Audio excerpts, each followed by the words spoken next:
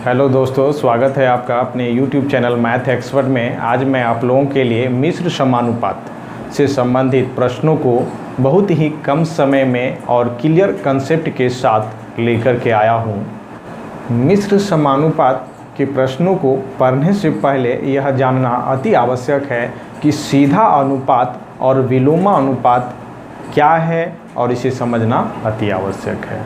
तो पहले चलते हैं कि सीधा अनुपात किसे कहते हैं। तो देखिए, सीधा अनुपात वह अनुपात है जब एक राशि के बढ़ने से दूसरी राशि भी उसी अनुपात में बढ़े, या पहली राशि के घटने पर दूसरी राशि भी उसी अनुपात में घटे।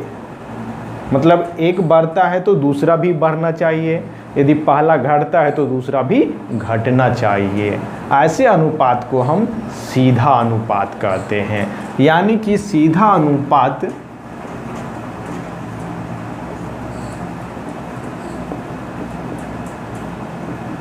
क्या हो जाएगा, जब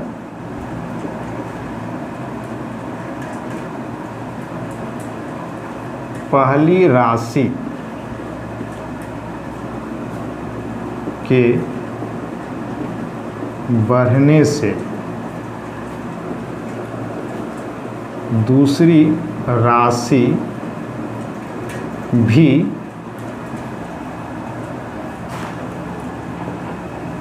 उसी अनुपात में बढ़े, अथवा पहली राशि के घटने से दूसरी राशि भी उसी अनुपात में घटे।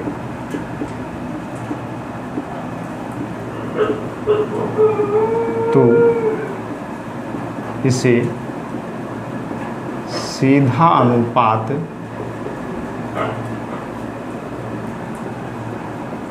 कहा जाता है। कहने का मतलब है, जब एक पहला राशि बढ़ता है तो दूसरा राशि भी उसी अनुपात में बढ़ना चाहिए, या पहला राशि घटता है तो दूसरा राशि भी उसी अनुपात में घटना चाहिए। जैसे एग्जाम्पल लेते हैं, 15 कलम का मूल्य 75 रुपया है। ठीक है, 15 कलम का मूल्य 75 रुपया है। तो यहाँ यदि हम पहला राशि को हम बढ़ा देते, 15 की जगह में 25 कर देते, तो क्या होगा, दाम मतलब कलम की संख्या बढ़ेगा तो दाम भी बढ़ेगा, स्वाभाविक है। यानी कलम की संख्या बढ़ने पर इसका दाम भी बढ़ेगा। यानी 75 प्लस हो जाएगा, ये जितना भी हो जाए उस अनुसार से। यानी पहले राशि के बढ़ने से दूसरा राशि भी उसी अनुपात में बढ़ता है। जैसे कि और एक एग्जांपल लेते हैं, 15 आदमी के लिए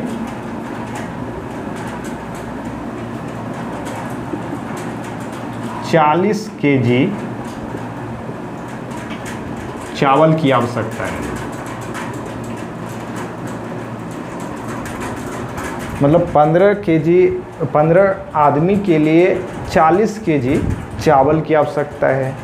यहाँ हम कर देते हैं 40 आदमी, यानी हम आदमी की संख्या बढ़ा दिए तो क्या हो जाएगा, चावल की संख्या केजी भी बढ़ेगा। और यदि हम 15 की जगह में 10 कर देते हैं तो क्या होगा, आदमी की संख्या घटेगा तो चावल की संख्या भी घटेगा। यानी पहला राशि बढ़ता है तो दूसरा राशि भी बढ़ रहा है, पहला राशि घटता है तो दूसरा राशि भी घट रहा है। तो ये हो गया सीधा अनुपात। अब हम देखेंगे विलोमा अनुपात, यानी उल्टा अनुपात किसे कहते हैं, और उसका कुछ एग्जाम्पल को देखेंगे। अब विलोमा अनुपात किसे कहते हैं, तो विलोमा अनुपात सीधा अनुपात का जस्ट उल्टा होता है। यानी विलोमा अनुपात में होता क्या है कि जब पहली राशि के बढ़ने पर दूसरी राशि घटे, उसी अनुपात में घटे, यानी पहला राशि बढ़े तो दूसरा उसी अनुपात में घटे, या पहला यदि घटता है तो दूसरा राशि उसी अनुपात में बढ़े, यानी उल्टा, एक घटता है तो दूसरा बढ़ना, पहला बढ़ता है तो दूसरा घटना, यानी उल्टा। इसीलिए इसको विलोमानुपात कहते हैं। यानी विलोमानुपात का परिभाषा हो जाएगा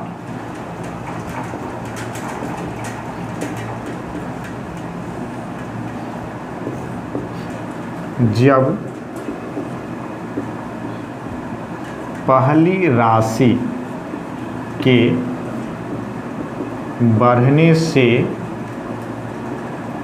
दूसरी राशि उसी अनुपात में घटे, अथवा पहली राशि के घटने से दूसरी राशि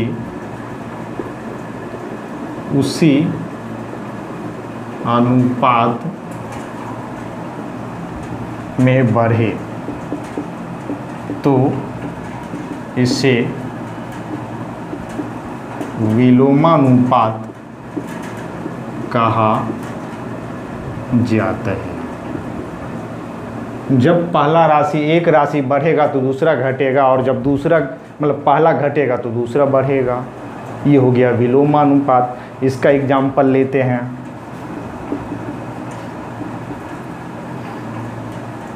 जैसे कि 25 आदमी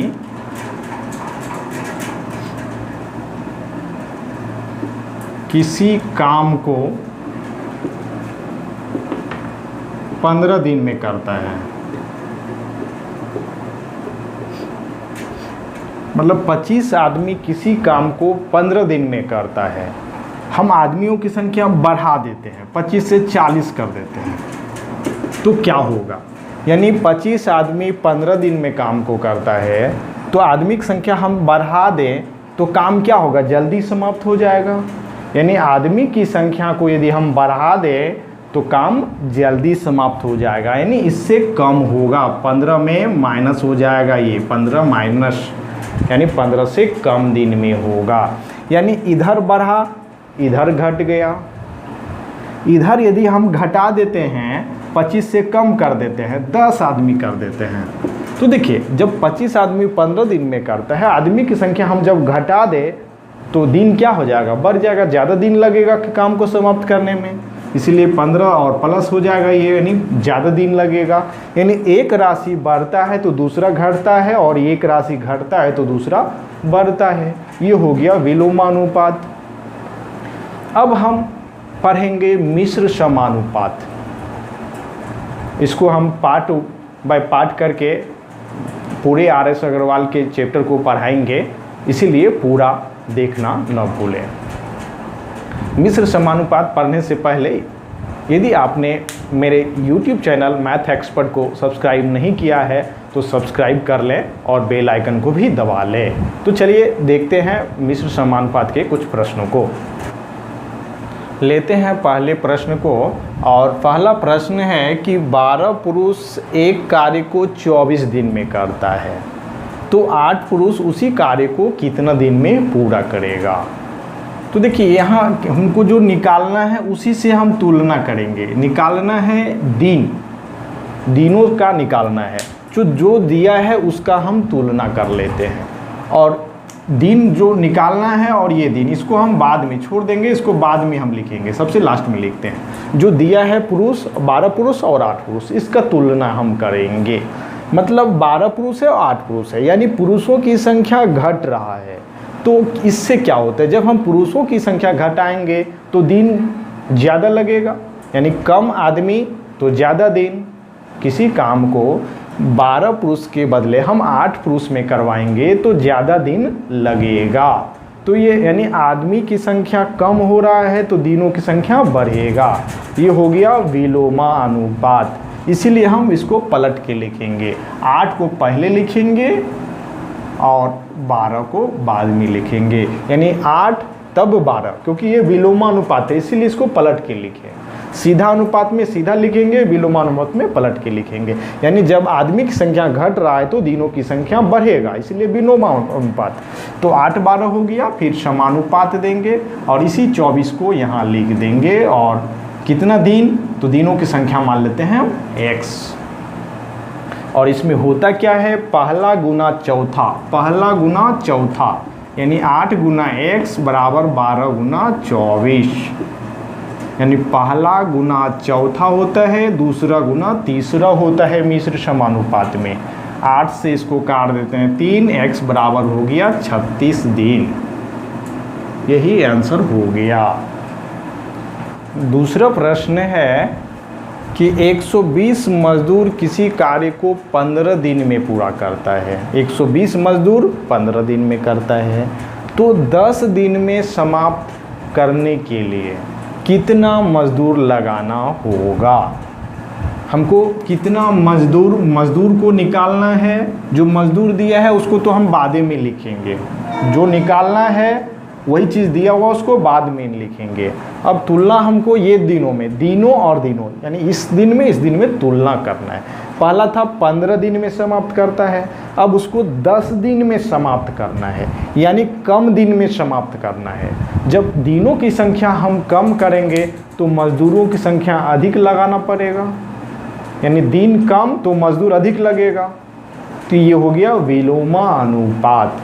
जब विलोमानुपात हो गया तो 10 और 15, पहले 10 को तब 15 को लिखेंगे हम। 10 अनुपात 15, फिर समानुपात 120 और फिर अनुपात दे करके x लिख देंगे हम। मजदूरों की संख्या को x लिख देंगे, पहला गुना चौथा कर लेंगे और फिर दूसरा गुना तीसरा लिख देंगे। कट गया, 180 हो जाएगा। मजदूरों की संख्या 180 लगेगा।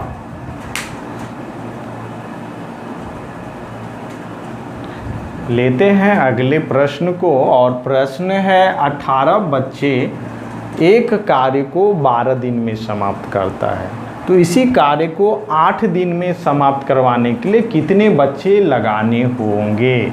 यानी हमको बच्चे निकालना है, कितने बच्चे लगेंगे, तो बच्चा को हम इसको बाद में लिखेंगे, छोड़ देंगे, उधर लास्ट में लिखना है। जो दिया है बाकी दिन का तुलना करना है।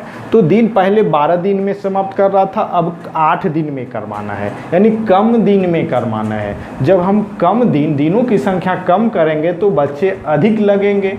किसी काम को समाप्त करने के लिए जब हम बच्चों की संख्या घटाएंगे तो दिन अधिक लगेगा। तो ये विलोमानुपात हो जाएगा। विलोमानुपात में हम पहले 8 तब 12 लिखेंगे, 8 12, फिर समानुपात और फिर 18 लिख देंगे और फिर x लिख देंगे बच्चों की संख्या को। फिर पहला गुना चौथा करेंगे, 8 गुना x बराबर दूसरा गुना तीसरा, काट देंगे इससे, 4 दूना 8, 4 तिया 12, 2 से दूना में 18, 9 तिया 27 बच्चे लगेंगे। आशा करता हूँ आप लोग को समझ में आ रहा होगा। यदि समझ में आ रहा है तो वीडियो को लाइक बिल्कुल भी करना न भूलें, इसीलिए जल्दी से लाइक कर दें। लेते हैं अगले प्रश्न को, और अगला प्रश्न है 56 व्यक्ति किसी कार्य को 24 दिन में समाप्त करता है, तो 42 व्यक्ति उस कार्य को कितना दिन में समाप्त करेगा। तो हमको यहाँ निकालना है दिनों की संख्या निकालना है। जो दिनों की संख्या दिया है उसको हम घेर देंगे, उसको बाद में लिखना है। जिस दिनों की संख्या निकालना है, दिन की संख्या दिया है उसको बाद में लिखेंगे, घेर दिए। अब जो दिया है 56 व्यक्ति और 42 व्यक्ति, इसका हम तुलना करेंगे कि 56 व्यक्ति और 42 व्यक्ति, यानी 42 मतलब व्यक्तियों की संख्या घट रहा है। तो जब हम व्यक्तियों की संख्या घटेगा तो दिनों की संख्या बढ़ेगा। मतलब हम कम आदमी करेंगे तो ज़्यादा दिन लगेगा किसी भी काम को समाप्त करने के लिए, यानी इसीलिए यह विलोमानुपात हो जाएगा। यानी जब आदमियों की संख्या कम तो काम करने में मतलब दिनों की संख्या अधिक लगेगा, इसलिए विलोमानुपात हो गया। इसको हम पलटा के लिखेंगे, पहले 42 तब 56 और फिर समानुपात, फिर 24 लिख देंगे, ये दिनों की संख्या,